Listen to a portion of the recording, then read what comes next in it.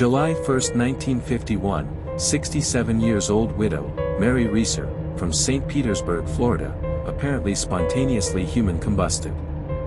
The last time Mary had been seen alive was at 9 p.m. on the night of the fire.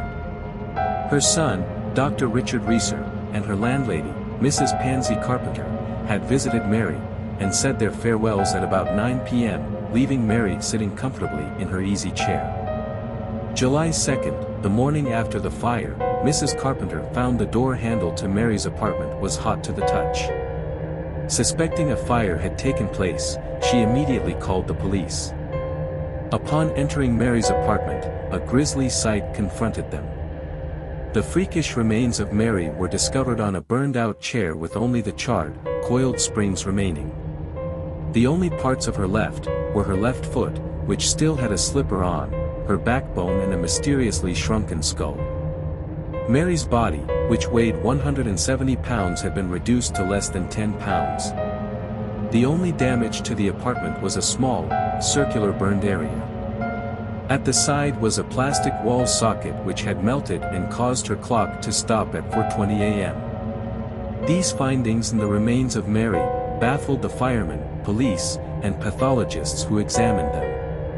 Mary's apartment showed all the signs of heat damage. Walls were covered with a greasy soot, a mirror had cracked, plastic switches and 2 candles on a dresser, which left behind their unburned wicks and a pink pool of wax below. Experts said that a temperature of 2,500 degrees is necessary for such an extreme cremation. A cigarette could never have produced such a high temperature if it had ignited the chair or clothing. An FBI pathologist carried out tests for gasoline, but nothing was found. Even a lightning storm had been considered, but no such storm had occurred in St. Petersburg the night of her death.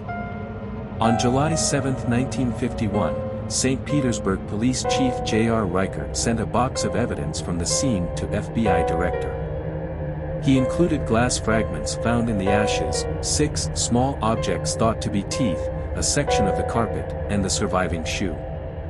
Reichert sent with the evidence a note which read, "We request any information or theories that could explain how a human body could be so destroyed, and the fire confined to such a small area, and so little damage done to the structure of the building, and the furniture in the room not even scorched or damaged by smoke." Months after the death of Mary REESER, the Chief of Police and the Chief of Detectives signed a statement, which reported the death of Mary to that of falling asleep with a cigarette.